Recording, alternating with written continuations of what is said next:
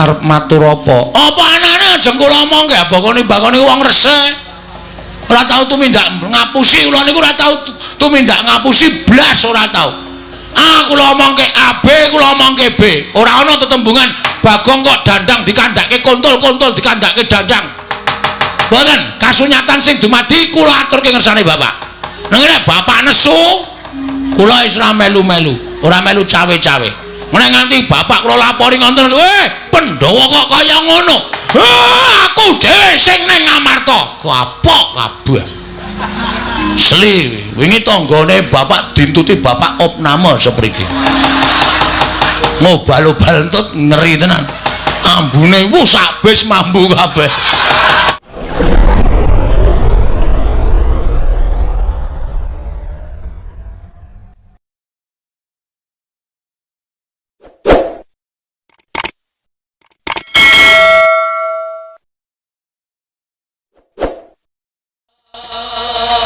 Sritinom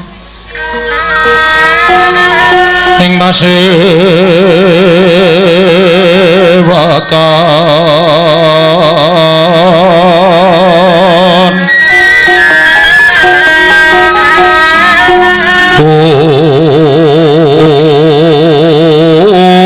busana maneka warna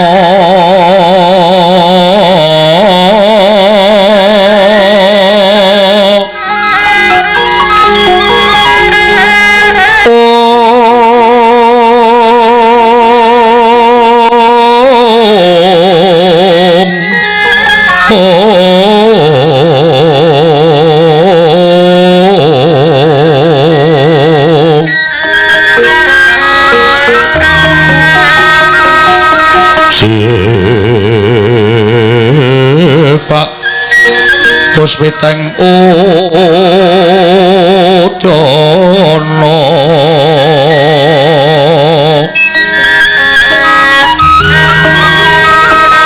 miyang panjrah sarwarupa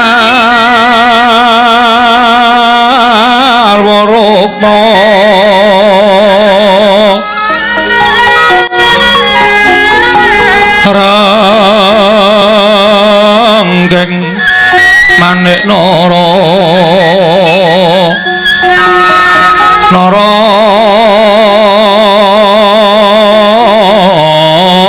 wakta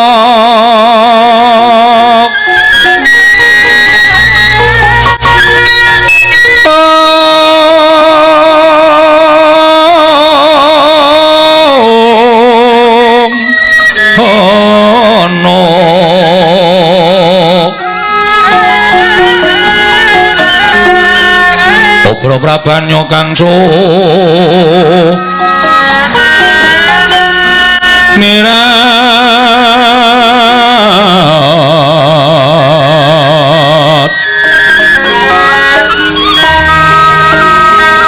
kenyaring tejo leliwaran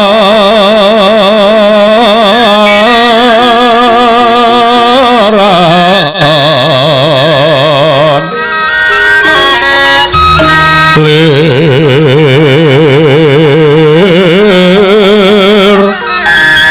ki aci siring adit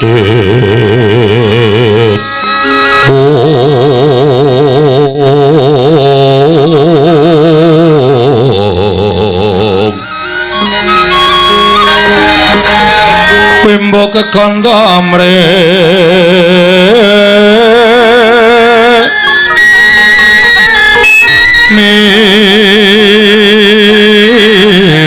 ingin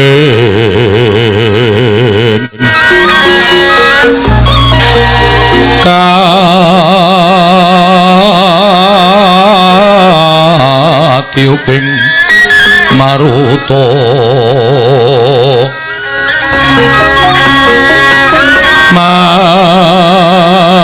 maruta mando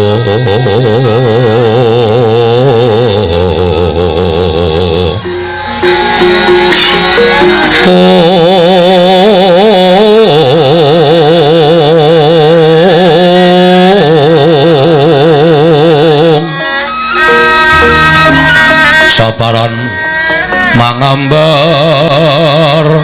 kungas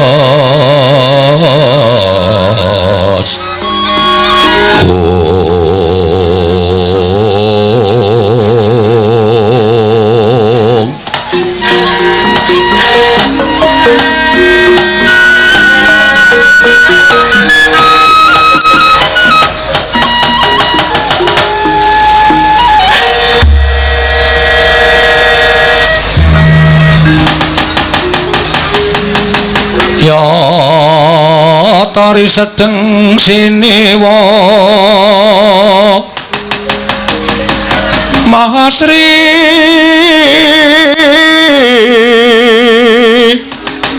Sang Darma Jaka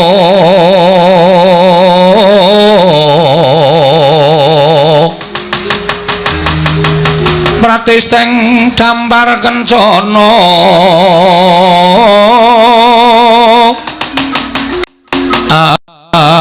Sri Rengga ning busana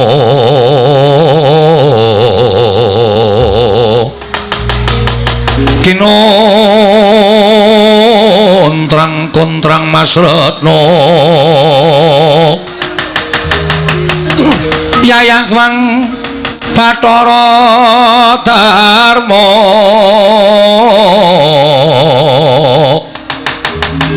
sinewaning kayanganira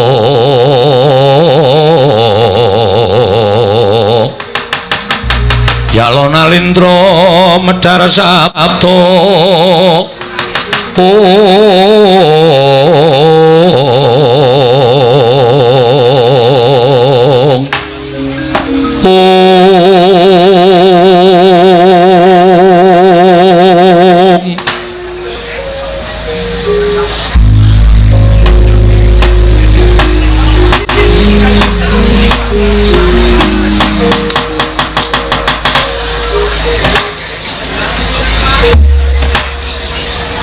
Iwang Agung mugi ngayomana marang Praja Ngamarta saisinipun nun mangke Koko Prabu dereng sawetawis dangu rawuh paduka Kanjeng Koko Prabu Ndorowati rayi para Ngamarta ngaturaken pasegan panakrami kunjuk sandhap pada paduka Kanjeng Koko Prabu Sri Bathara Kresna semban kula ing Ndorowati Koko Prabu pengayoman kula ya jagat mangestungkara wayah betara jagat nggih Yayi sakalangkung bombong raos sing manahipun ing ngroko Ndorowati dupi kula tampi timbalanipun kadang kula Yayi Prabu Darma Kusuma asung paseganipun madya Yayi sampun kula tampi karya bombong bilawaning manahipun ing ngroko namung kemarenga kula ingkang ngroko ing Ndorowati ngaturaken pudya astutinipun ing ngroko kunjung samadya Yayi Prabu Darma Kusuma Yayi Prabu Punta kula pundi Cundaka Panglingga Murda amawakono kabagyaning gesang kula Koko Prabu mboten langkung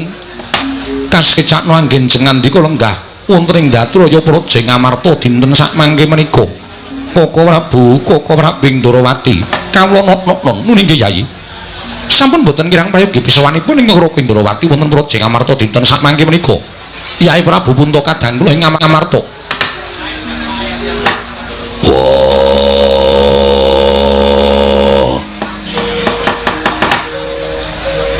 Kresna kakangku aku ngaturke sembahku katura Kresna kakangku sawetara rawuh ana ing Praja Ngamarta Kresna kakangku aku ngaturake sembahku katura kadangipun Kakang Dimas Werkudara Kresna kakangku iya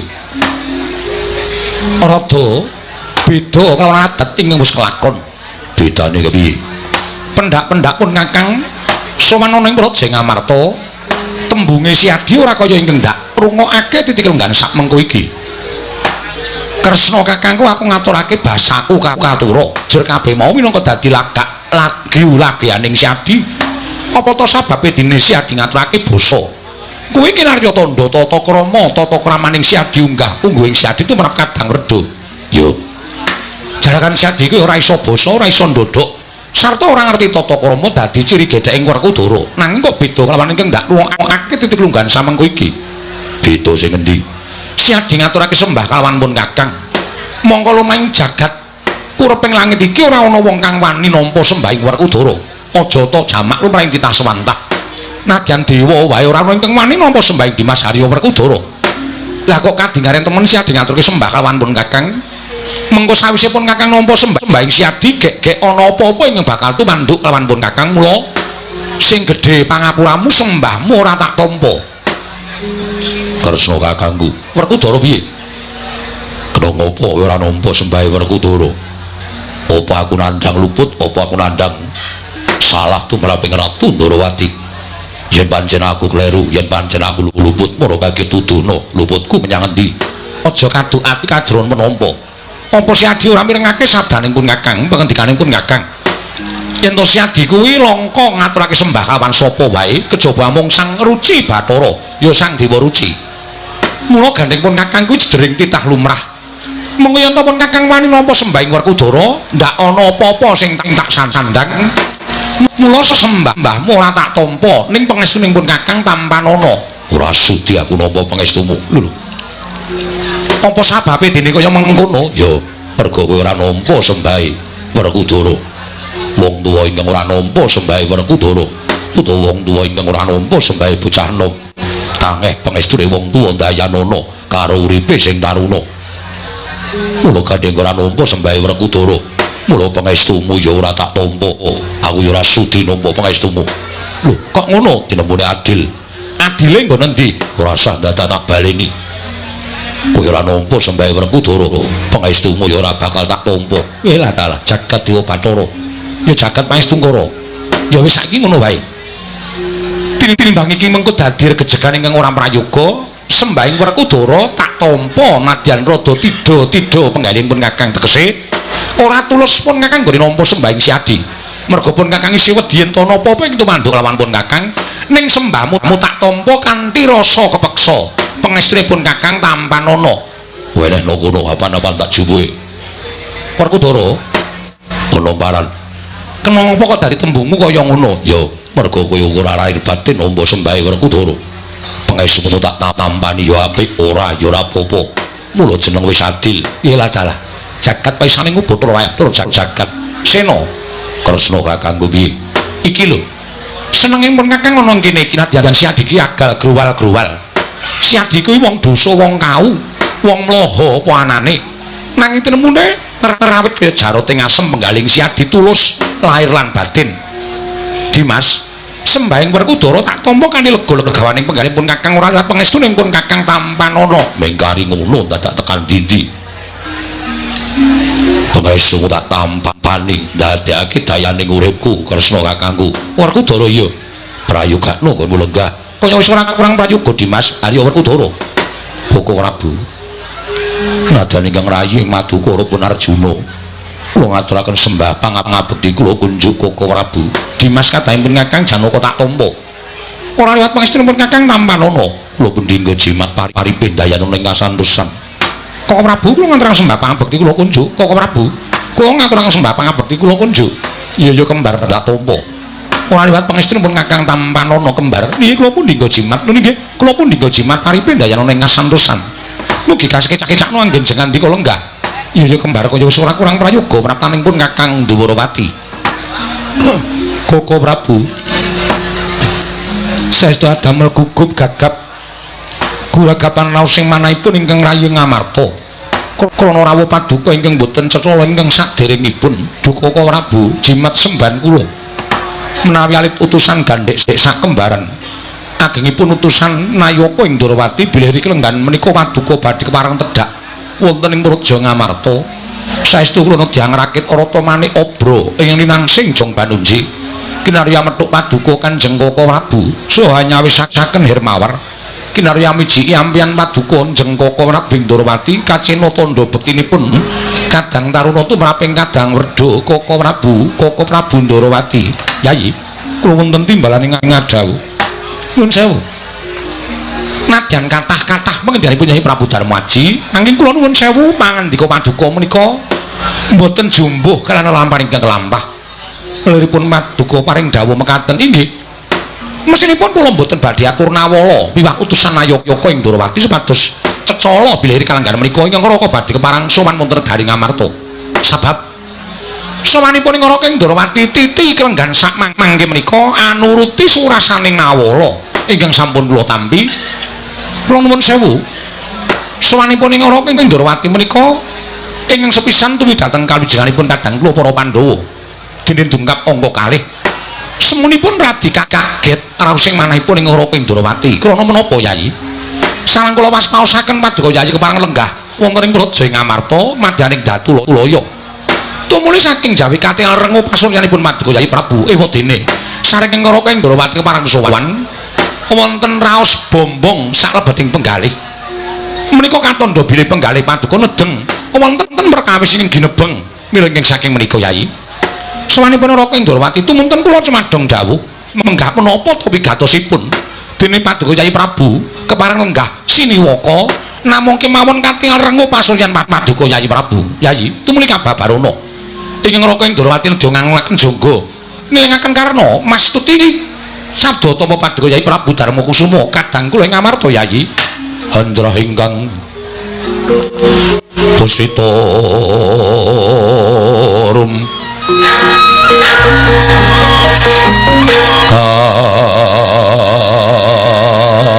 Kasiring Samirana mrih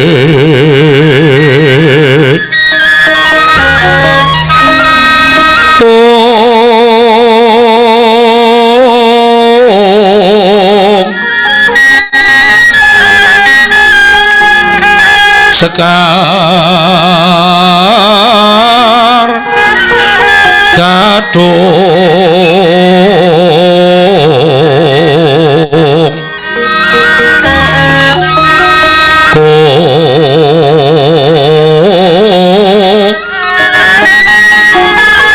Ngas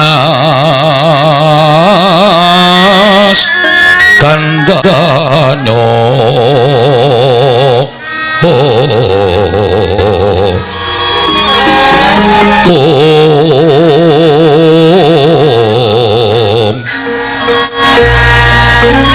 Maweh raras tresnaning diya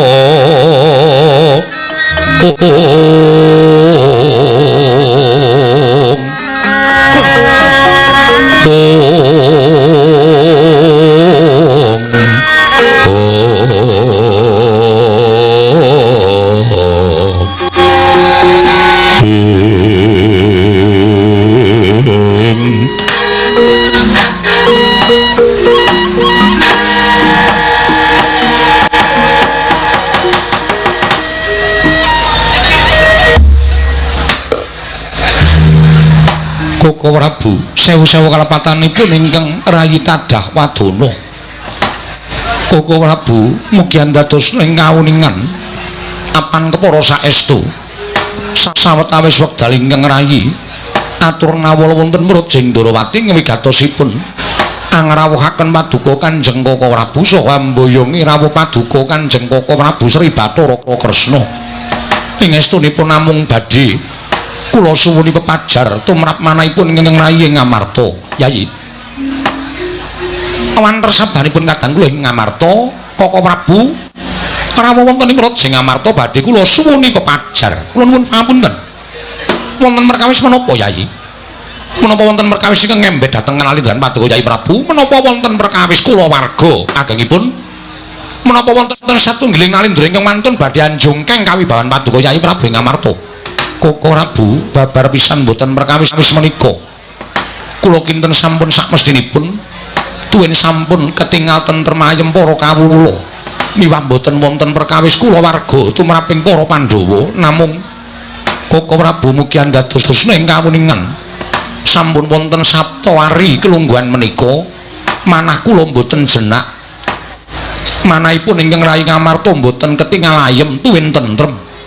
Krana kabebeda dhateng lelampan pasumpenan ingkang sampun kula lampahi Koko Prabu. Nuwun sewu Yayi. Panjenengan menika Nalindra. Mangka ratu menika wong kang sinampiran pakaryan nyekel kendhuken saking pernatan amis baji ning negara menika wonten pundhaking Nalindra. Nanging sabab menapa ing atasipun paduka menika Nalindra teka gampil kabebedung dhateng wujuding pasumpenan menawi ngantos sak mangke darung-darung anggen paduka menggali babakan pasembenan menapa boten nami tumpang soh anggen paduka badhe ngasta bawat perintah negari Ngamarta kula ingkang saking menika kula nyuwun pepajar supados sak mangke kula pana babakan lelampahan ingkang sampun kula lampahi medal margining pasumpenan Koko Prabu ugi dados ing kawuningan mboten kanthi kanyono-nyono nalika semanten ingkang rayi nembe jejagongan kelawan Kakang Semar Badranaya wonten anggenipun lampah jagongan menika kala wau wonten sak ninggiling baita mboten kanthi kanyono-nyono toyaning Bengawan Satemah Bena akarya jomplang punang Palawa Koko Prabu Kakang Semar Kendang kapracundang sareng kaliyan ingkang rayi Ngamarta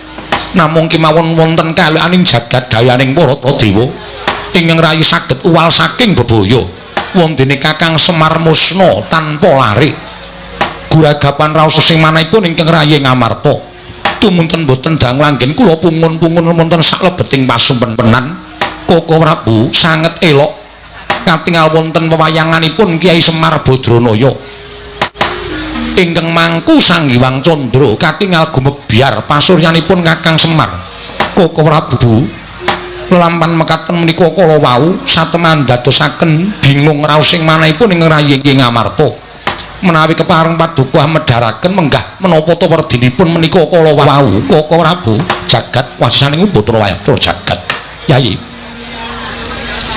ingkang Raka Indrawati menika kula nuwun sewu kula ugi mboten pana babakan pasumpenan nanging nitik dhateng pasumpenan ingkang panjenengan lampahi kula nuwun sewu impen menika kala wau mboten badhe uwal saking kawontenanipun Kyai Semar Badranaya tuwin wonten sambung rapetipun kaliyan Kakang Layantaka kula kang sangka kuwi Kresna kakangku ora usah dadak walang ati bakal ana kedadian apa tumrap negara Ngamarta kang ora sambung rapete karo Semar Badranaya yen pancen becik syukur nang yen to ala kedadiane impen mau mula kagek Kresna kakangku paring dawuh Pandhawa kudu piye supaya ora dumadi lakon sing bebangeryana negara Ngamarta ing ana sambung rapete lawan Semar Badranaya ya Werkudara nang yen miturut pangendikaning Kyai Darmaji nalika Kakang Semar Kendang kapracundang kontal kaprapal kerna banyu bena ana ning jroning Bengawan tumuli ilang digedhepake satemah ora suwe tumuli ana kewayanganing Kyai Semar Badranaya gegambaran ana ing antariksa lamun Kyai Semar mangku Sang Hyang Candra Dimas negara Ngamarta bakal ana lakon mbuh ala mbuh becik nanging kabeh lakon mau bakal ngembet marang kahananing Kyai Semar Badranaya mula perkara iki kudu sing mrayitna ngati-ati sing mrayitna ngati-ati tegese piye yen pancen lakon iki mengko tibane ala Pandhawa kudu tata-tata samapta ing gati sawigaing diri nanging yen lakon iki mengko tibane becik mbok menawa wis pinesti kuwi dadi kinodrat dadi kanugrahaning para Pandhawa Dimas wah Kresna kakangku iya mila ingkang saking menika Yayi aturipun ingkang Raka dhateng ing rayi ing Jodipati mbok menawi Yayi sampun midhanget piyambak tumunten sak mangke badhe paring dawuh menapa malih ingkang Raka nedya nganglungaken jangga niringaken karna ingkang saking menika Koko Prabu kula suwun kanthi sanget jengandika Koko Prabu sawetawis wekdal sampun kundur wonten ing Praja Ndrawati anengga babaring sasmita ingkang sampun kula tampi Koko Prabu sidhem jroning pasewakan Wadyagung tanpa sabawa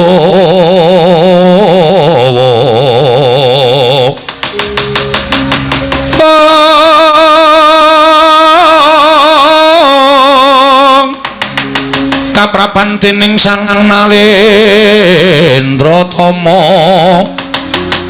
mangu-mangu-mangonengi lerwu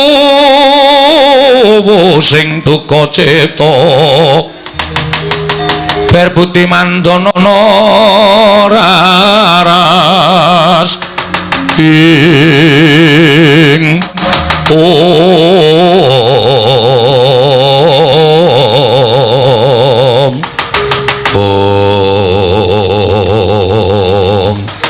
sidhemajaning pasewakan agung nalika semanten sami midhangetaken mandanipun nata Indrawati Nalendra ingkang wicaksana wasis dinambi ingkang rayi Nalendra Ngamarta Prabu Darmakusuma saknalika legeg jroning pasewakan tidhem datan ingkang sami nyabawa nadyan gegodhongan teng ngubah samirana datal mampak kaperbawan pangandikaning Nata Agung ing Dwarawati pantuhu maniti sing Sang Hyang Bathara Wisnu nadyan ing Amarta Prabu Darma Kusuma datan mubah datan musik nganti kaya Pratima Kencana Pratima tersih golek Kencana Mas Sumara Cahyani nganti kaya golek Kencana nglonggahi kanyut minangka wardu kanyut ujare maganten war-war jujare banget sokna durung abang ida dumanding jasaring pertolo kasaru geger njaba piyak ngarsa tangeping wurya seban bonamu apa to kang dadi darunane ora numatan rangke gajah medhu saka wandilan kejawi namung utusan sing karang kadempel nenggih putra kinasih Lurah Semar Badranaya putra wuragiling Lurah Semar Badranaya ki Lurah Bagong ing wantun nyerpepeh pindha sata metarangan akarya jingak kang samya mulat mangurung braing para kawula kanca piyak-piyak ana daya minggir dalu dalan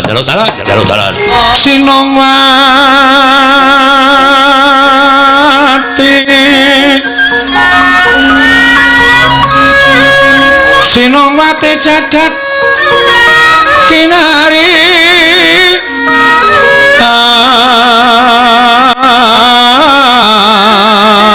among mbak lumembak ombak ing samudra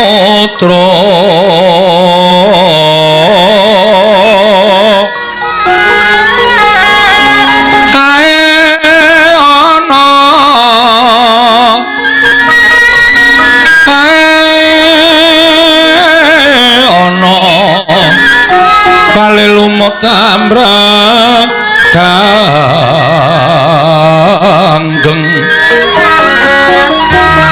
awita denceng dencengan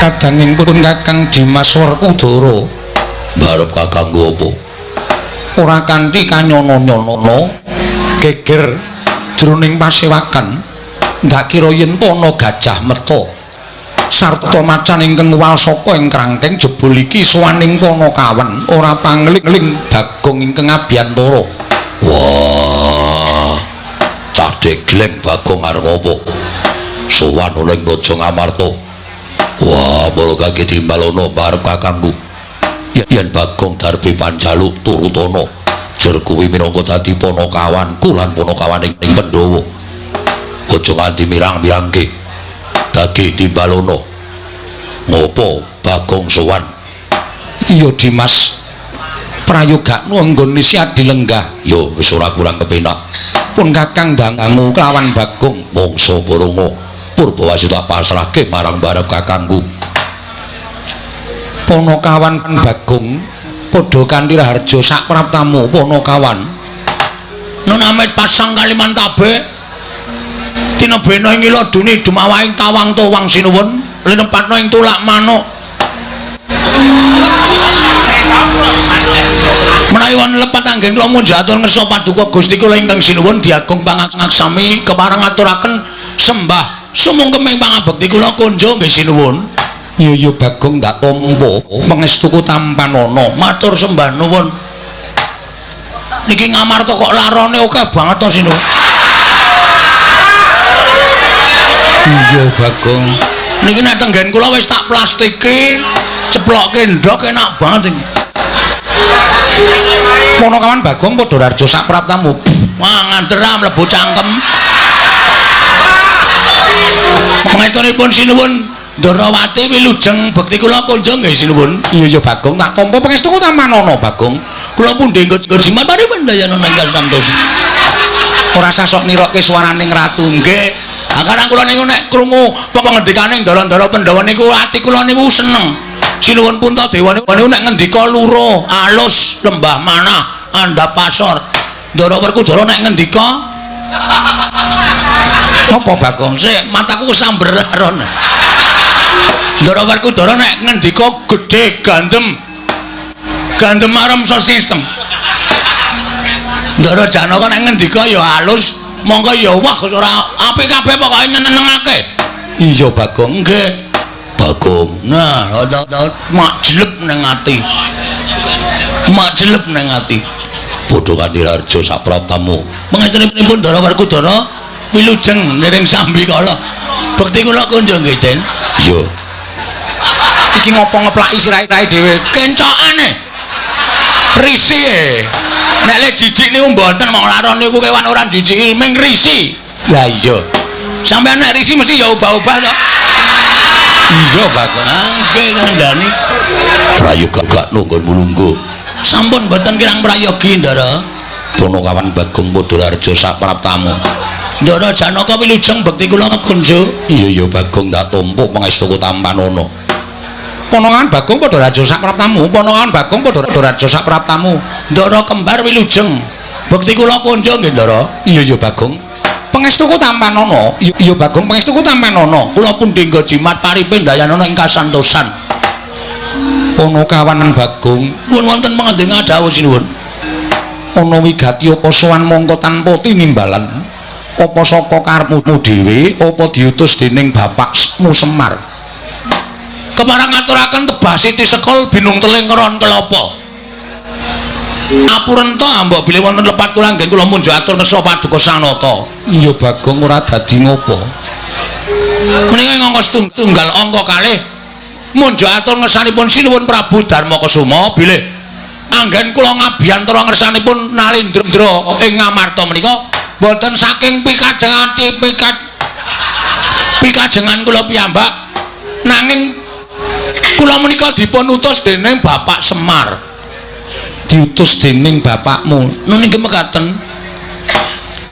Ana wigati apa Bagong? Kula niku ya gumun biasane sing ditimbali niku sing diutus niku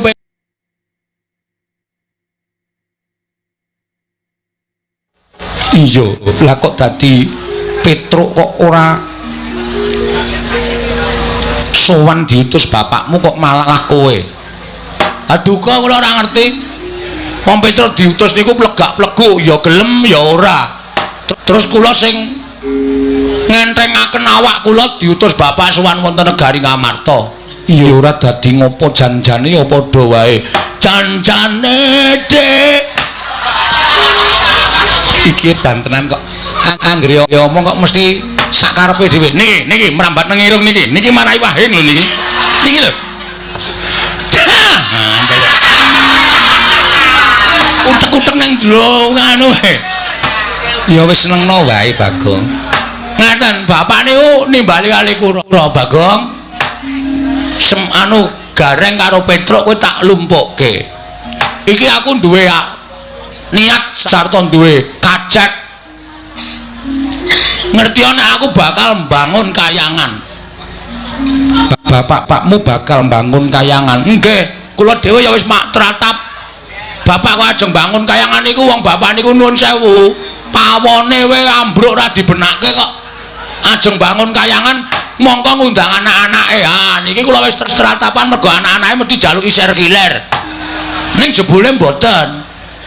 Bapak maksudnya biar bangun kayangan ki maksudnya piye Pak? Mergo kayangan sing arep tak piye to iki kok ana terus iki. Mergo sing arep tak bangun ki dudu kok. Lho iki lho iki. Iki lho. Mergo sing arep tak bangun ki kudu wujud papan sing magrong-magrong dumadi saka emas jamrut mutiara hergeni. Papan sing apik embane kaya kayangan ki ora. Niatku mbangun kayangan ki ngene, kowe tak critani ya. Negara Ngamarta ki mbiyen kondang negara ingkang panjang punjung pasir pawikir Lojinawi Gemah Ripakarta Tata Toraharja. Panjang perdiring dawa punjunge kuluhur lan sak piturute. Sapa apa to sing ora kedanan karo negara Ngamarta? Kabeh padha kedanan. Ya ayeme, ya tentreme, ya rukune. Mongko Ngamarta ki dumadi saka pirang-pirang kutha, pirang-pirang pulau. Beda-beda basa, beda-beda tata, cara adat budayane ning tetep iso manunggal dadi siji. Lah kuwi sing marahi Ngamarta iki dadi negara sing kondang. Iya. Ning akhir-akhir iki akhir ki apa? Oh iya lali aku. Kari-kari niki pokoke dina utawa tahun-tahun niki Ngamarta niku wis ora tentrem. Ngamarta niku pun mboten sae, Ngamarta niku wis ora ayem. Teng pundi-pundi dadi gegeran, ana perkara sithik padha bentak sirah, ana masalah sithik dirampungke nganggo atos sing balung mleting kulit. Rasa kamanungsan boten dijunjung dhuwur ning hukum alas utawa hukum wana sing digunakake. Niku sing bapak ora cocok. Contone papan-papan panembah saiki wis sepi, papan-papan pasinaon ora padha diparani, sing diparani papan-papan maksiat. Dah Ngamarta sing kanane kaya ngene iki nek ora tak dandani arepa negara ingkang sentosa. Ning ibarate kaya dene amung kari sak siliring bawang, sak umuring jagung, sak uruping damar. Ngamarta mesti remuk bubuk dadi rempon. Nek Ngamarta ajur sing diseneni sapa? Sing diseneni Semar, merga Semar ki pamomong negara Ngamarta kok ora iso dandan-dandan tumrap negara Ngamarta. Wah rame niku. Iya. Bapak ngendika kaya ngoten niku nyewa sound system. Apa iya? Nggih, teng ngarep pendopo nika wae sing seba ming kula kare gareng kare Petro bareng bapak ngendika oke-oke ngoten niku masyarakat teko kabeh terus do meneng kabeh do ndingkluk do mantuk-mantuk. Katentreman wong urip rukun ki penak, wong urip ayem ki penak. Dalane iso ayem kudu rukun. Dalane rukun kudu mat sinamatan daya dinayan. Ngono? Nggunakake rasa. Lho niku mula kudu digayo. Wah, pokoke bapak ngoten niku nganggo dalil-dalil barang. Iya, mengke bapak saniki rak ngiyai. Oh iya. Ngoten niku akeh banget pokoke. Intine terakhir bapak nimbali kali kula, Bagong nyedhake kene. Sing tak sawang anakku sing iso ngewangi aku mawon kaya kok ming kowe. Terus Petruk sajae kaya gelo niku ora digunakake. Ya ora apa-apa Bagong. Nggih, ya kudu sing adil Semar niku. Iya pancen mengkono. Nggih. Kowe tak utus nang negara Ngamarta, Bagong. Sowana pepunden Pandhawa. Pepunden Pandhawa elingen utawa emutna. Gawene eling Purwaduksina. Merga kahanan kaya ngene iki Pandhawa rada kelalen ora nyedhaki para kawula, ora nyaketi marang para masyarakat. Mula kowe matura marang para Pandhawa supaya kon rawuh nang Karang Kadempel 5 cacahe. Sinambi nggawa pusaka Ngamarta 3 cacahe. Apa wae Bagong? Siji. Waduh lali aku. Tumbak Kiai Pleret. Kudu. Non, napa pusakane napa jenenge? Tumbak Karawelang. Tumbak Karawelang payung motha. Nggo ngrukupi kowe kuwi wae. Payung tunggul naga. Oh iya, akan ya wong kula niki wis dheme rendak ndae. Ya ora apa-apa. Payung tunggul naga oleh pustaka perpustakaan wilayah DIY.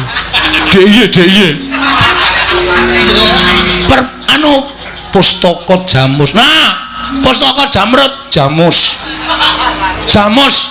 kelima sada. 3 niku kudu diasta para Pandhawa. Lah apa foto sapa bababe? Dene Pandhawa kudu rawuh enten negara Ngamarta. Pandhawa dijak dening bapak nyaketi para kawula. Ngeten nggih sinuwun, bapak wau ngendika ngeten. Jane kawula ora butuh dibuyuki brana picis, ora butuh diwenehi apa-apa, ora butuh dijanjeni apa-apa. Ning kawula kuwi dicedhaki karo pengarepe. Ngono.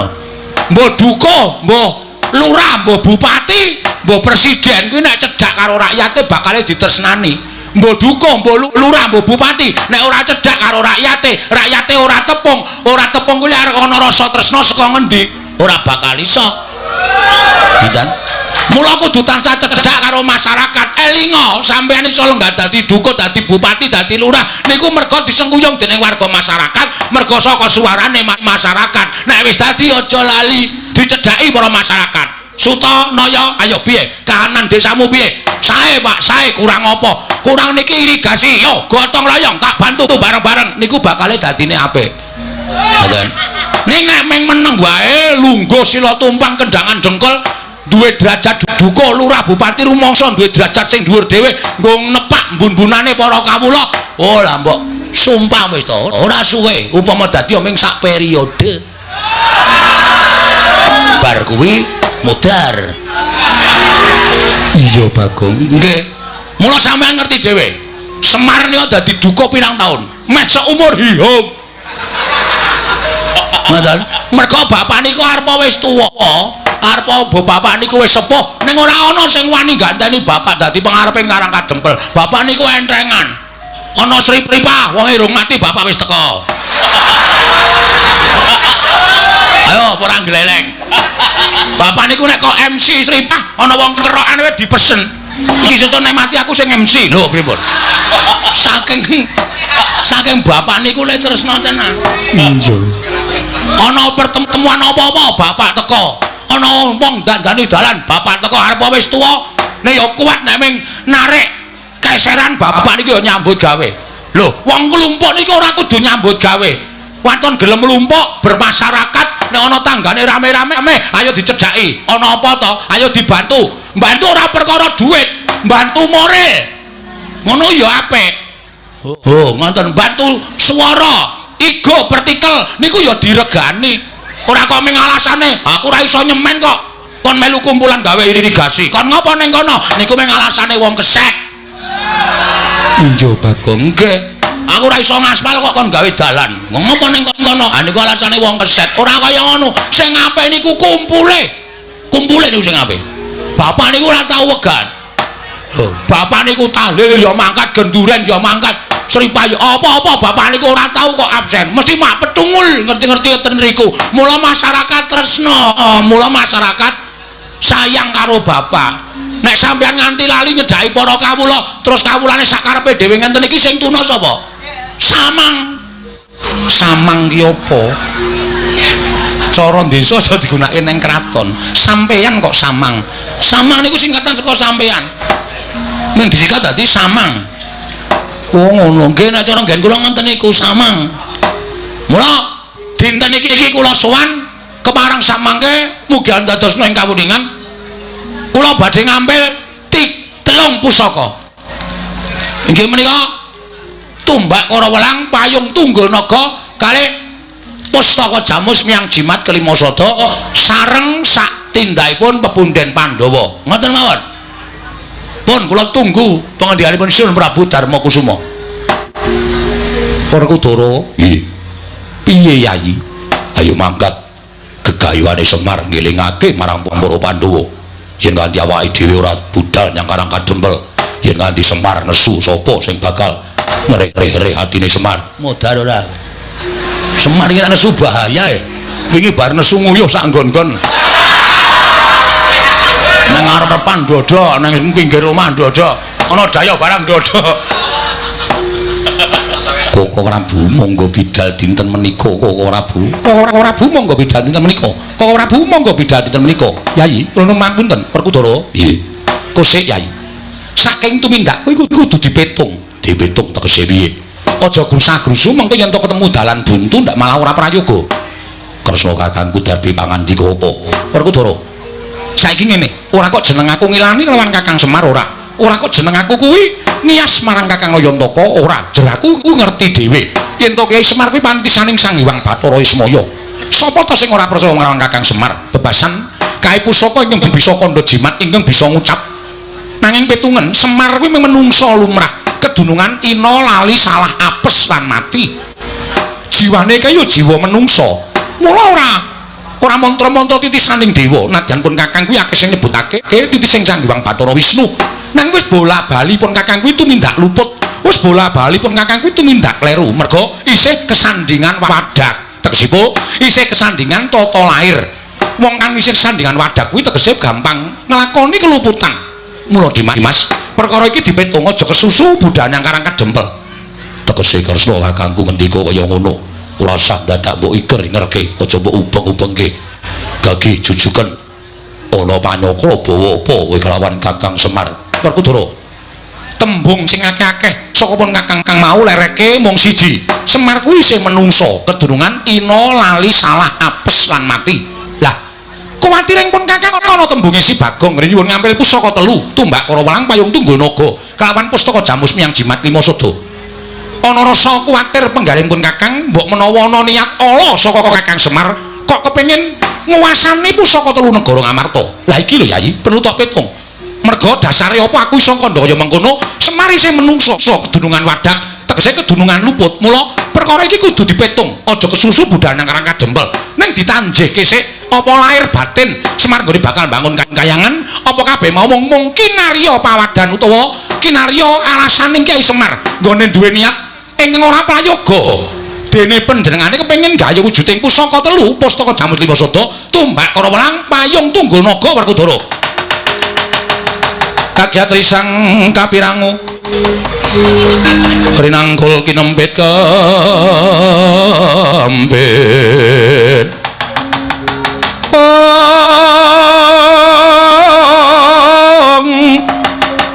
dosang reknaning bawana ya situkang walang ati ya situkang kudu kering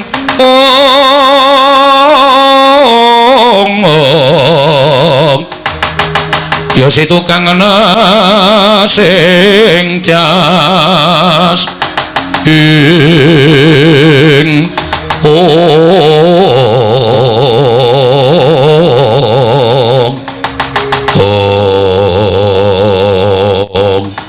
Nunamit pasang Kalimantabin nyuwun pangapunten sinuwun kok mak celekit kula krungu swara sing rampenak. Bagong sing sabar Bagong aja banjur tumangkar kanepsamu merga midhanget sabdaning Koko Prabu Ndhuwarawati. Kudu sabar merga pirembugan akeh para priyagung kuwi pancen penemune dhewe-dhewe. Nggih, kula percaya. Ning ana kata-kata sing marai ora penak. Semar ki isih kedunungan Wadak. Semar ki kedunungan Wadak, wong sing wis kedunungan Wadak kuwi kedunungan ina lali salah hapes lan mati. Terus Semar dianggep arep tumindak sing ora prayoga merga kepengin gaya wujuding tumbak kara welang payung tunggul naga lan pustaka Jamus Lima Sada. Nuwun sewu napa atur kula nika dereng cetha. Pustaka Jamus Lima Sada tumbak kara welang menika estunipun namung kinarya syarat. Syarat. Mohon yang belum mendengarkan kinarya syarat. Dadi kula niki Semar niku ora kepengin gaya pustaka Jamus Lima Sada. Semar niki iku gunane napa to kepengin pusaka? Arep ngapa? Wong Semar niku wonge seneng tentrem, Semar niku wonge seneng rukun. Semar niku wonge ora seneng regejegan. Kok mbutuhke pusaka ki ajeng ki napa? Kula tak takon. Iya Bagong sabar Bagong. Wis ra iso sabar. Sabar ana wates ya iki kulon praga duwe wates kok. Nyepelekke.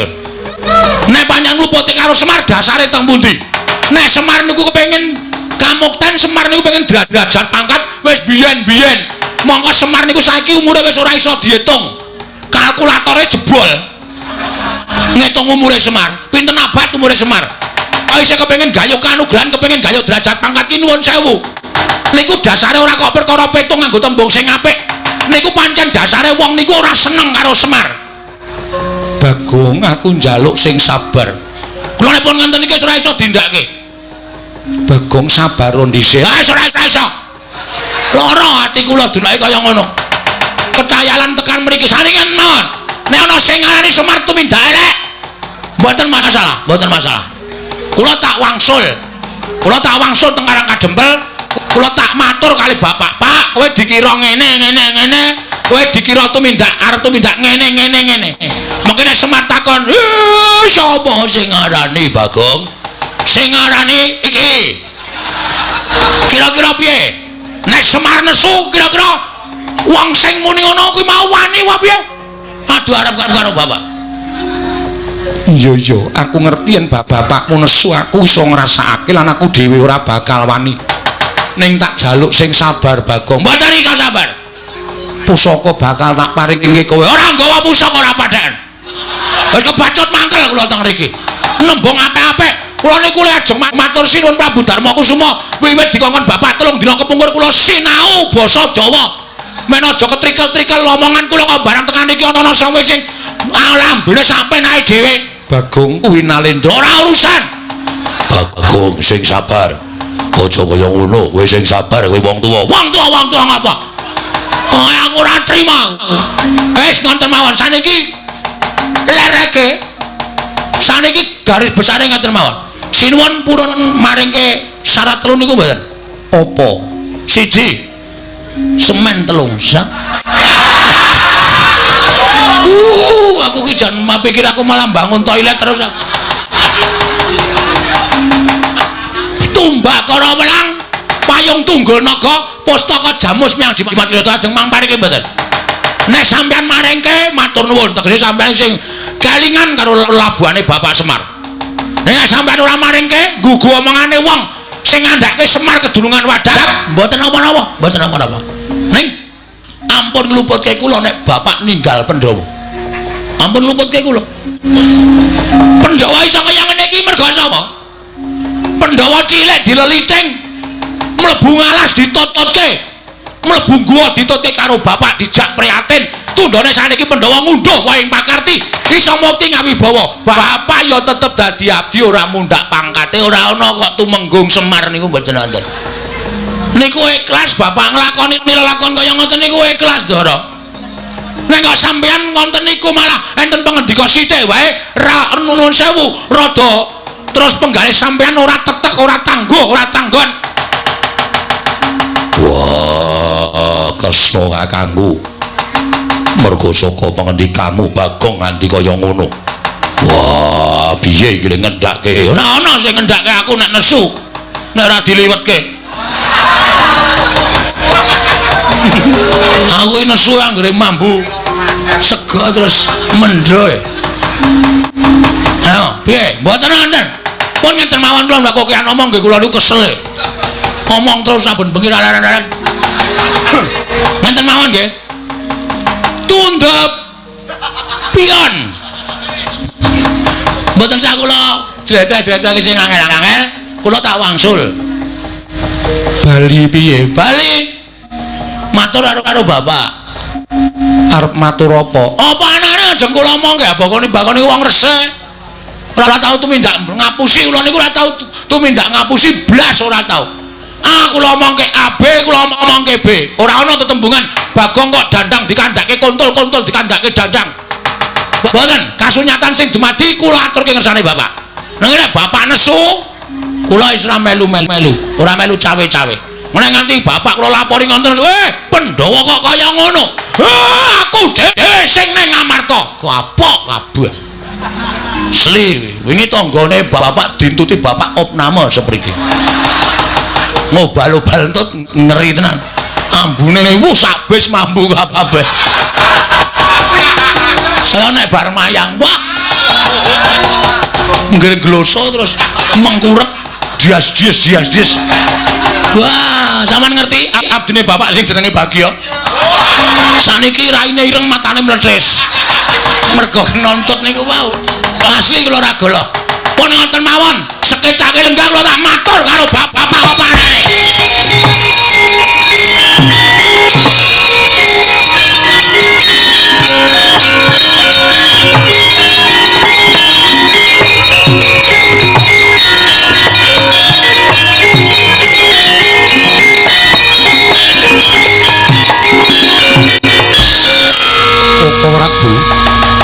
Kados pundi lampahan menika menawi ngantos Bagong sak mangke matur kalian pun Kakang Semar. Kula nuwun sewu mboten badhe kula tutup-tutupi nadyan Kakang Semar menika derajate ngajeplik. Nanging bloko suta blak kutang terus terang. Menawi ngantos Kakang Semar marmurina kalian para Pandhawa sinten ingkang badhe ngendhakaken Kakang Semar Koko Prabu. Wah, Kresna kakangku piye kowe kudu tanggung jawab. Aja meneng wae. Wah, kowe kudu wani tanggung jawab Kresna kakangku. Arjuna kula wonten paring adhawuh. Ayo pelpon Kakang metu jaba Yai.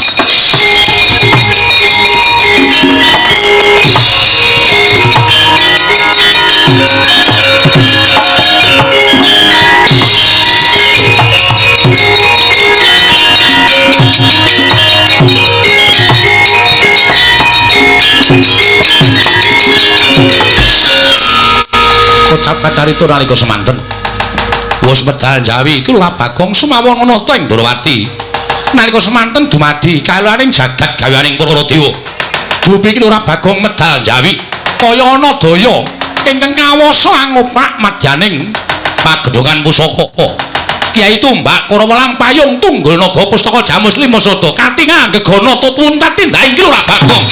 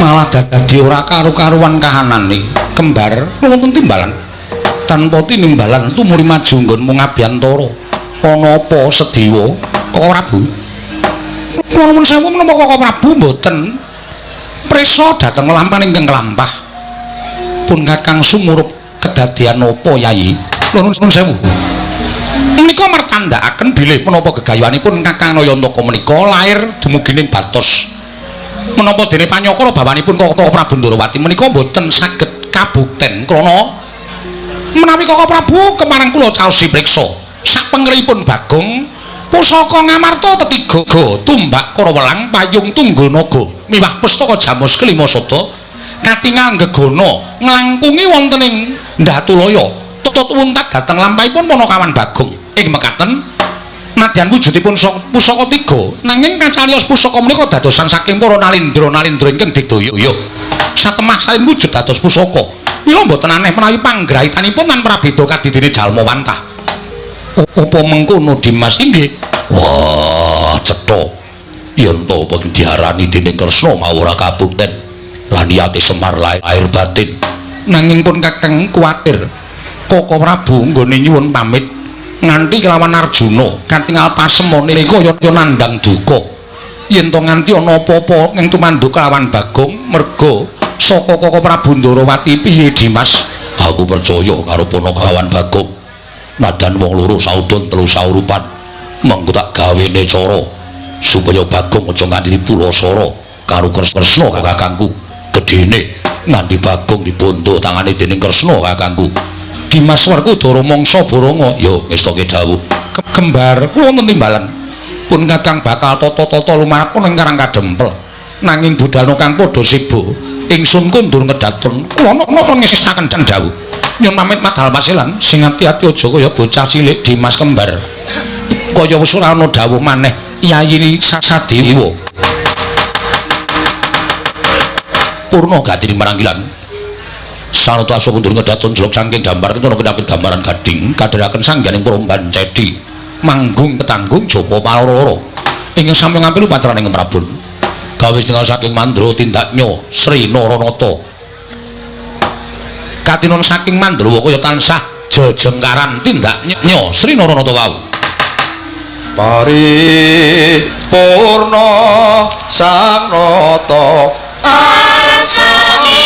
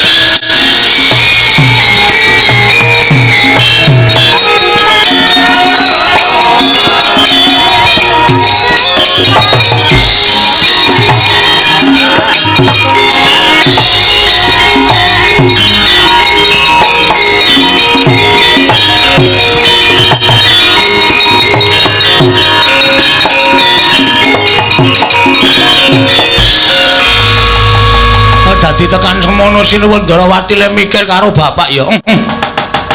Aku kok dadi ora nganti kentekan pikiran ning gagas karo Sinuwun Kresna. Iya, ya bapak dianggep arep duwe niat liya. Dume bapak ngersake pusaka telu, tumbak karo welang payung tunggul naga, pustaka jamus jimat lima sada. Kandhake Semar tenan kowe Sinuwun, yakin. Bapak ki nek wis nesu ngedape-dape nggilani. Malah sisan gawe aku tak weruh. Nek pancen Ratu Ndarawati ki iso menang karo bapak tak delok kaya ngapa kahanane. Pak. Mir. Aku mulai, Pak. Aku arep lapor karo kowe, Pak. Ki ana kahanan sing kaya ngene iki, bapak mikire piye? Nek bapak ora trima tak kon nyambut gawe dhewe. Nek aku karo Sinuwun Darawati aku jelas kalah. Aku matur ngersane bapak, Pak.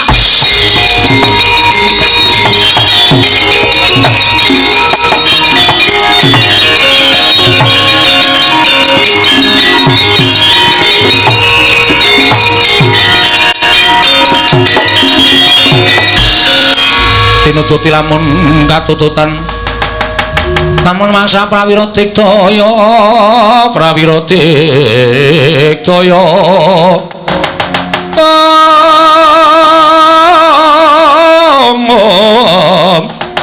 nanggono magawe gelar Ilawang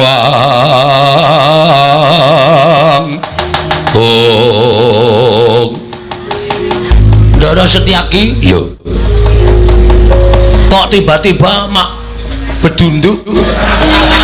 Bedunduk apane? Sampeyan lho. Kondur teko mak bedengus. Kaget e kula. Bagong. Non Warendi. wangsul. Bali ngopo? Apa nyaketen ora entuk angkutan? Malah ora tekan ngomah kula. Aku tak takon karo kowe bali arep ngopo? Ajeng matur kali bapak. Matur perkara apa? Wah niku rahasia. Blok ora. Non Blok ora. Ora bloko takon dosa. Aku tegel karo kowe. Yen perlu tak jempalani Bagong. mangke yen to niki masalahe napa kok ngerti-ngerti dijempalani? Ora ngerti kentang ki muling lelakon pojok planet ing kanan kok ngerti-ngerti kula ajeng dituduhi niku masalahe napa? Monggo nek kula ajeng diantemi monggo. Ora masalah. Kula ikhlas nek kula salah. Aja kok diantemi, lebokke paku jaran kula disiksa nek pancen Bagong luput ora masalah. Ning ora salah ora kleru dijotosi niku. Terus pripun le mikir? Apa kowe ora rumangsani kleru? Mboten. Kowe mau ning kedaton omong piye? Wah, werna-werna lali punan. Pun sore wau wis kliwatan limbukan barang e. Wis ra iso mikir kula. Bagong, Nun, aja sembrono. kula mboten sembrono. Kowe mau ning kedaton matur karo Kanjeng Koko Prabu Ndarawati nek kowe arep bali ning Karngadempel. Nggih. Arep wadul karo bapakmu. Perkara Sinuwun Prabu Ndarawati mambeki kekarepaning Kakang Semar kene bakal bangun gayangan yo apa ora? kuwi lha kok ngertos sampean? Ngerti wae. Terus rawuh sampean mriki? Aku didhawuhi supaya nyekel kowe. Lho, iki piye ta iki? Kok sampean nyekel kula niku salah kula teng pundi? Ora sadar takon salah.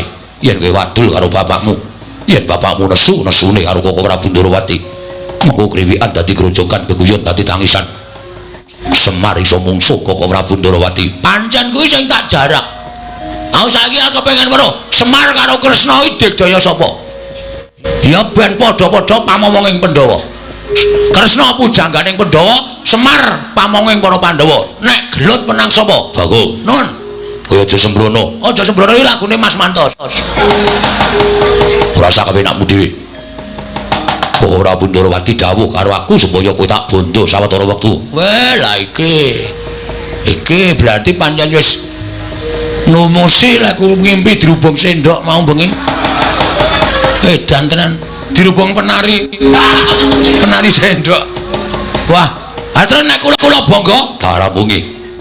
nek kula pasrah. Kowe tak bondo. Oh, oke, wis ben mudar nang kene mbok men. Wis tak niati. Ora tau mlebu ning cangkeme Sencaki lho. Omeng lambeku terus sing kleb-klebonan apa mergo aku ki gragas kok ya. Marone iki ngerti mlebu ning cangkemku. Aku apa-apa tak pangane. Urip mateng tak pangan abel. Bagong malah malang kerik. Malang krek wae. Yen ngono kowe wani karo Setyaki. Den. Cacing yang pidak menungso ngolek ki ora ngrasake lara. Ning butuh malas karo sing idak. Mongko cacing ki ra ndek perasaan. Bagong ki wong diparingi perasaan. Aku ki mloro ae masuk angin tak goleke tombo, sontek tak blonyo awakku. Men mari kok mati diame-ame. Manusia macam apa kamu? Gugu karepe dhewe lah. Apa dikira sampean getak-getak karo Bagong ki aku miris. Aku wedi. Gak no. Wah. Gak wedi ya. Yen ngono kowe wani karo aku, wedian diamput lho. Malah miso-miso ya men. Ora mingkat suaraku, ora manut terus daki kene marganing patimu. Jajal, sekseni piye semene. Sencake karo Bagong menang sapa? Mari dicoba. Coba, ning dituku lho ora dicoba-coba coba. Tuna dicoba-coba. Sayombo. Mati dening aku. Mangga ayo.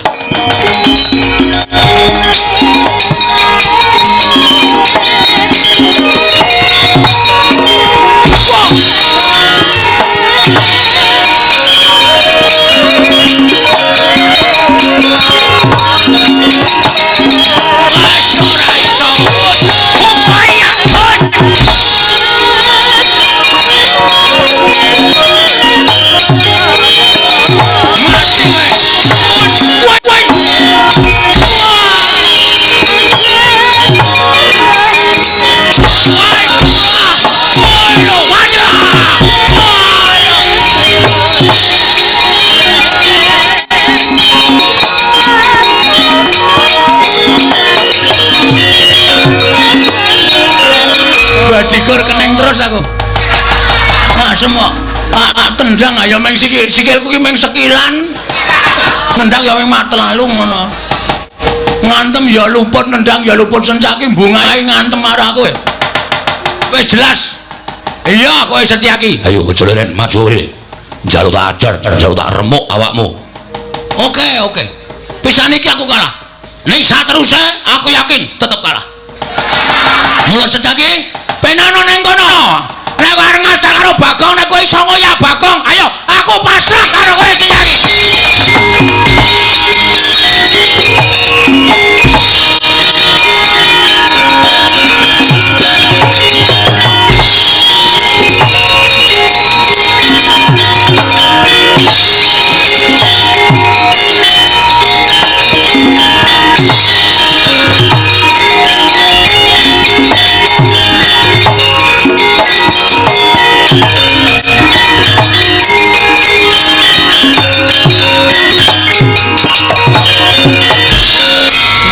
Iso ngoyak aku. Bekas copet e. Nggih sendok copetan lek mlayu iso slep. Ora iso konangan wong e. Ayo oyan. Ora iso ngoyak aku laporke bapak. Ben geger Ndarawati karo Karang Kajember wis.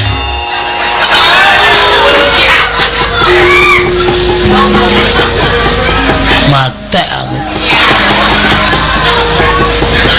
Aku dadi Satpol PP kok ngelumpuk nang kene. Bagong. Anu nggih. Nyuwun ngapunten. Ora apa-apa. Ngopo kok raine pucet? Nggih ketemu karo sampeyan nek mriko diajar Setyaki, mriki ketemu Linmas. Modar iku lho, Jen. Ora kok ketemu bendarane kok malah nangis. Gong. Kowe iki jak omong kok mripate nang ndi-ndi? Emate bakso e. Wah, wis akene pucet ngelek. Wis ra iso nyambi iki kok wis ngrekon. Itu jatahmu. Kok tak ngono wae, goreng larone malah. Saya akeh iki. Wis ben ra apa-apa. Kowe ngopo kok bathukmu biru, mripatmu biru? Ning gusine ra abang to? Abang. Mengko nek gusine biru ndak? Waduh wong bagus gusine biru. Ora. Kowe ngopo? Anu diajar Ndara Setyaki. Lho, sida diajar. Wis mau kok ndak tak sida diajar ora. Lah terus sampean mriki? Aku didhawuhi bapak. Bapak sapa? Ya bapakku. Bapak sampean lho. Lho kuwi piye to? Bapakku rak Werkudara to. Lho, isih ajeg to dengkulmu mlocot. Apa kon ganti bapak mbok menawa teng ibu gareng rapi meneh. Wis soko telakmu modar ora. Kowe mlayu. Nggih. Wedi. Ya mesti wedi. Aku ora tau iso males e. Anggere ngantem luput cupet. Anggere nendang ya ora kena edane. Ndara Sencaki iki duwe aji lembu sekilan. Angger tak antem mesti kurang sekilan, mesti ora kena e. Mergane kowe iki awakmu cupet kabeh kok. Heeh. Terus ngene, aku mau didhawuhi bapak kon ngewangi kowe. Kira-kira kowe gelem ora tak ewangi? Serius? Lho tenan, malah ora ming aku Kakang Garusa Kakang Antarja. Kabeh do ngewangi karo kowe. Kira-kira piye? Wani ora? Wani. Iki mbok digoleki lenge ditablek iso ora ta iki? Ya ini kok goleki leng. Lah yo peteng banget to. Ketara kakak kowe. Wis ora usah wedi. Wis saiki ning kene tenguk ning ngarepku kene. Engko nek majelis Setyaki tekan kene arep ngajar karo kowe. Aku sing arep nandangi. Mbok dilegong, lek cengelmu iki, Gus. Tak ajar kowe ora mangkel aku itu wae, Mas. Arep sampean iki bentar aku sampean ki nom. Waduh kok kon lek laron. Kaya ngomah ra ono sego. Tak jare sok goreng. Engko. Lah. Padha wae wong senengane ya doyan kok dadak.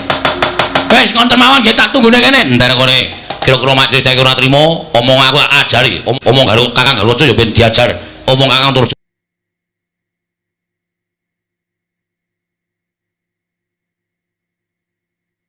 Terus ya diajar. Iki kabeh ngewangi karo kowe. Ngambung ora, malah meng pipi e. Meng pipi iki ra apa-apa, cipika-cipiki. Tondo apa pas duluran. Iya. Tak antenane kene, wah geleleng ya aku arep-arep sumbar. Tak medhane iki. Yo, malah ngrek ra apa-apa wis sakarepmu. Rada memburi. Iya. Wah ngatur banget ora. Sencak kita langsung tak tantang. Piye? Ngejak gelut nah ye. Kono muni mati dari aku. Ndara Antarsena, Ndara Kartojo, Ndara Antarja. Ndara Setyaki diajar ora. Ampun. Wah, lah kae. Niki kono apa mlayu-mlayu niki kono apa? Oh, kae apa? Iki apa ning ngirung barang. Ngosek Ndara Setyaki kok kaya latihan gestrek.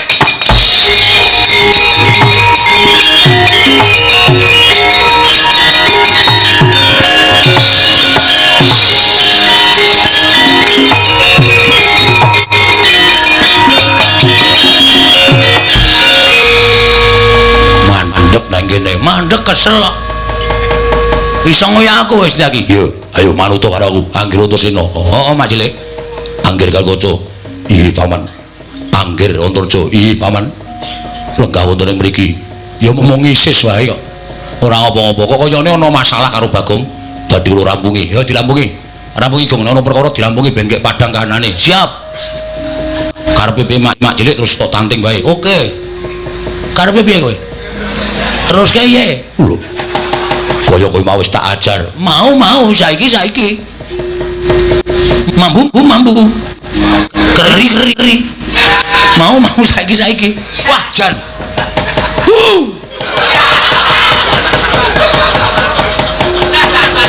Rada mundur lemayang. Pemlaan. Yen ngono kowe wani harus Setyaki. Sing tak wedeni awakmu. Ora minggat arep aku. Wis gawe wirange Setyaki kene marganing patimu. Panggal ta ayone. Lho, wani tenan. Kowe kuat nadai kekuatane ndara-ndara aku sing lenggah nang mburi iki. Kelakon kowe boyong Bagong. Lho, nggih. Apa Majile? Bagong kok nandangi kados ngaten. Ya pancen tenan kok. Nek Majile arep ngantemi Bagong, sing diantemi aja Bagong, ning Antarsena. Sing mbok jotosi Kakang Garusa, sing mbok jotosi Kakang Antarja. Saku dadi sulihe Bagong dijotosi Majelis Setyaki. Wah. Ampun ngoten, Nggih. Jenengan niku kok kados ngaten. Iki tenanan ora ming guyon. Mula manut wae Majelis wis. Kersane piye arep dijotosi nek perlu sampean nggawa godosi kuning. Ning sing duduk ya aja Bagong. Antarja, Antarsena, Gatotkaca. Ya to, Kang? Ya, Dimas. Lah. Piye? Sidora. Kok pucet? Kok saged ngaten? Mergo Bagong kuwi abdiku le. Bagong kuwi abdine Pandhawa. Aku ora kita-kitang sithik tau tate digudang Bagong. Tau dimong karo Bagong. Mulane ana wong sing arep nyendak sikil karo Bagong aku ora trima. Semono uga Kakang Galuh Kakang Turjo ya ngono. Rumangsa wis tau dimong Bagong. Nek ana wong sing arep ngantemi Bagong, mestine do mbelani ora trima. Bagong itu tukang pamomonge anak-anak Pandhawa kok arep dijotosi sak pinake dhewe. Apa nek kira-kira Mak Cilik ora tegel jotosi Antasena, Gatotkaca Turjo dicoba wae. Njajal Bagong ora usah gelut ning mungsuhmu aku wakile Bagong. Ya coba ye. Yo piye?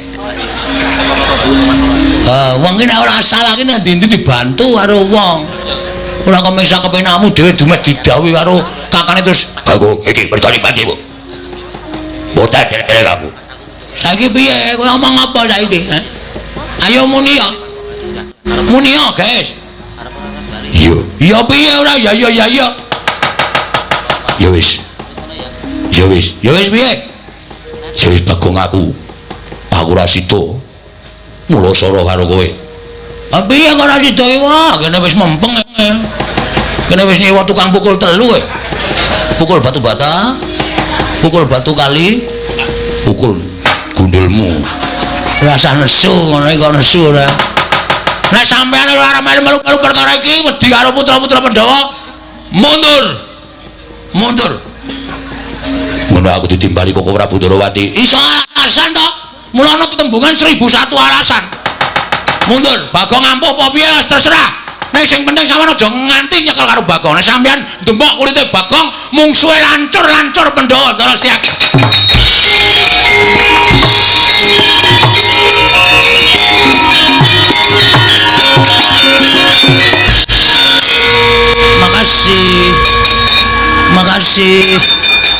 Makasih.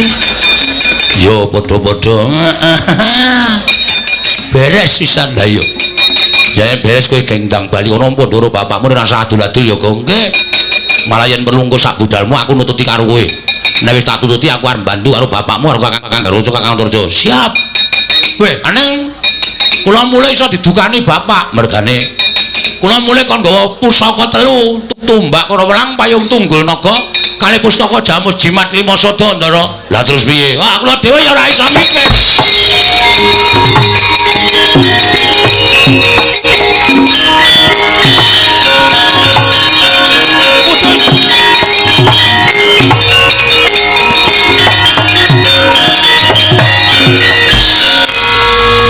Wiladara.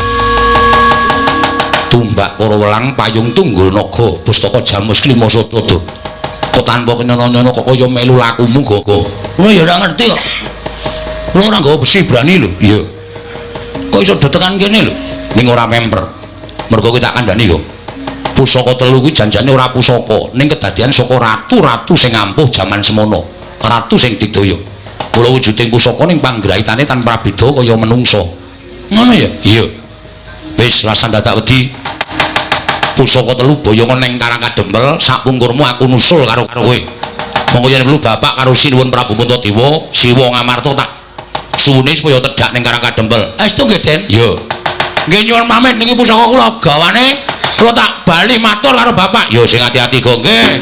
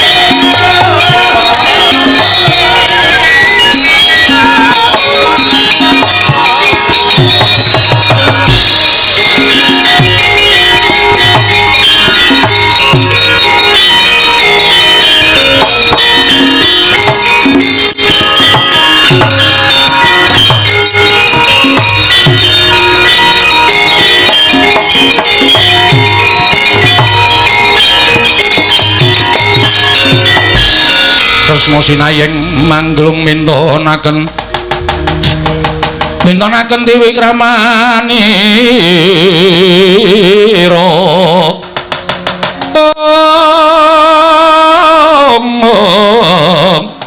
kang mitraning astana kaning asta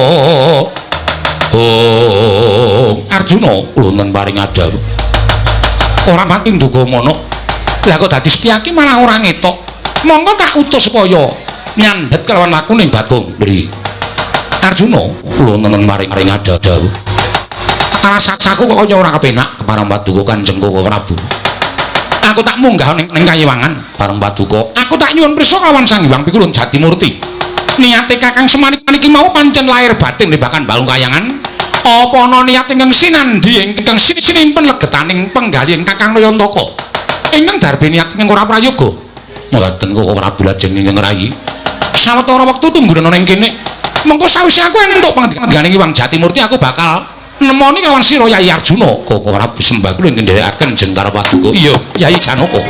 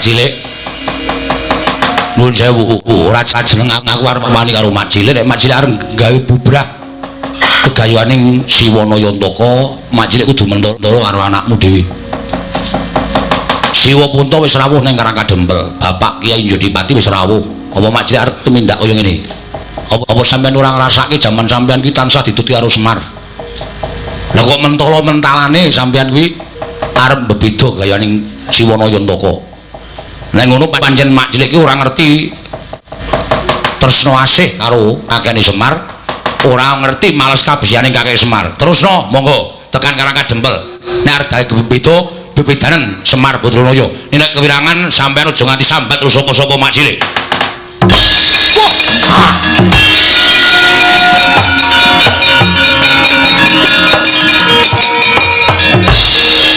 Sena piye mergo saka abot-abot putih Koko Prabu nggone nyuwun kelawan aku ngrewangi marang kersaning Kakang Prabu Kresna wis aja ta penggalih mundura nyawiji karo para punden Pandhawa iya nggih bocah bagus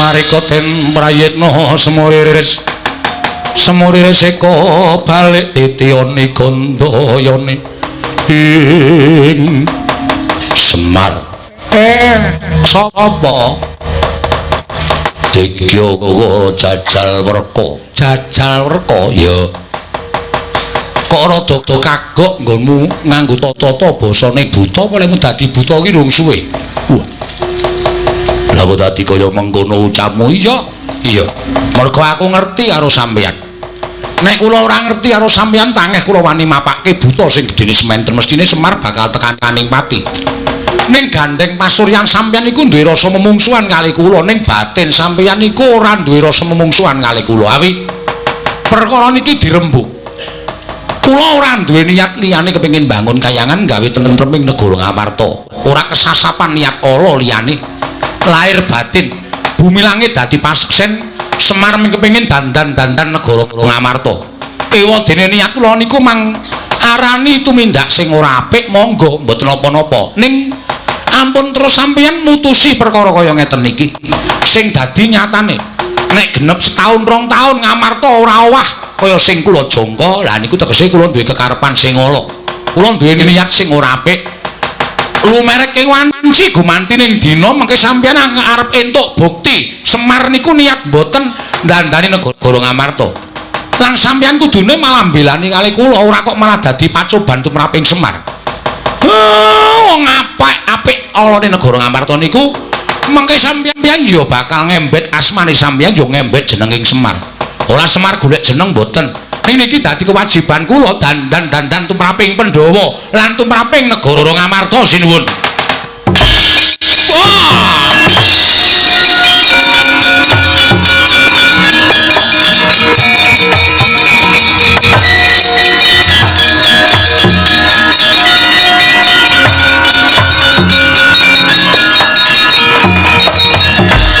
Jagat Dewa Bathara Kakang Semar pancen ora tedas dicoba dening apa-apa tegese niate Kakang Semar kuwi lahir lan batin. Matur sembah nuwun. Yayaji apa wis rawuh ning Karakadem? Dempel sampun. Werkudara iya sampun. Menyang endi Kakang menika mlempak teng pendopo Karangkadempel.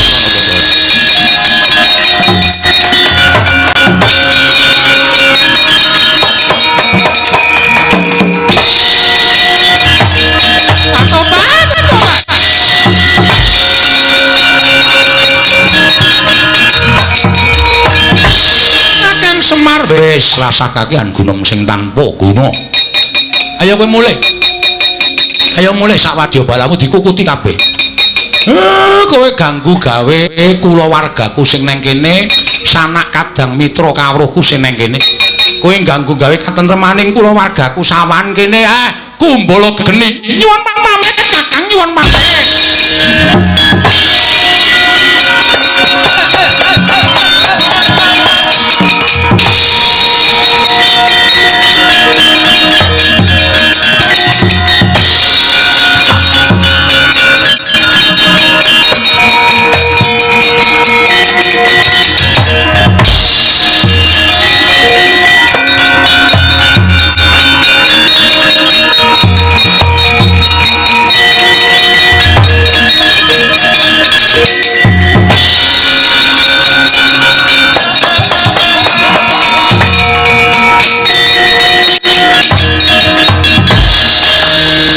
Sedaya wis petingal padhang Ndara.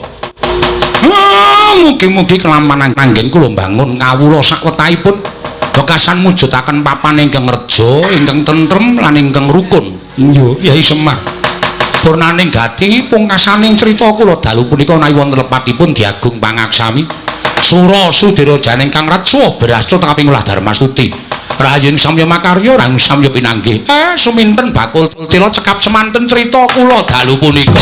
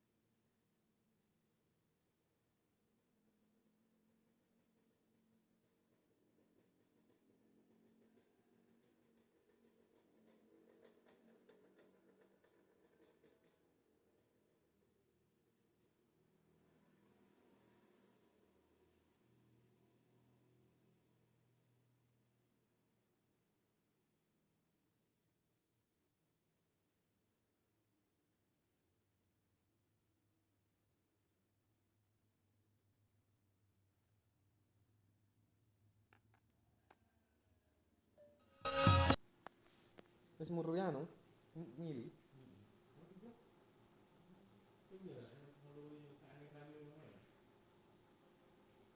Ini murah banget sak ngono. Ning kene kok ngantek gak ngomong ya.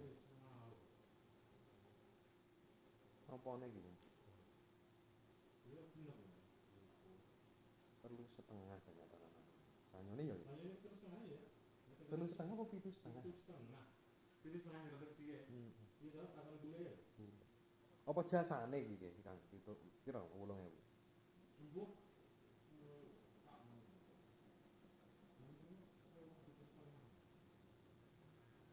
Ki terus anune tuku dhewe.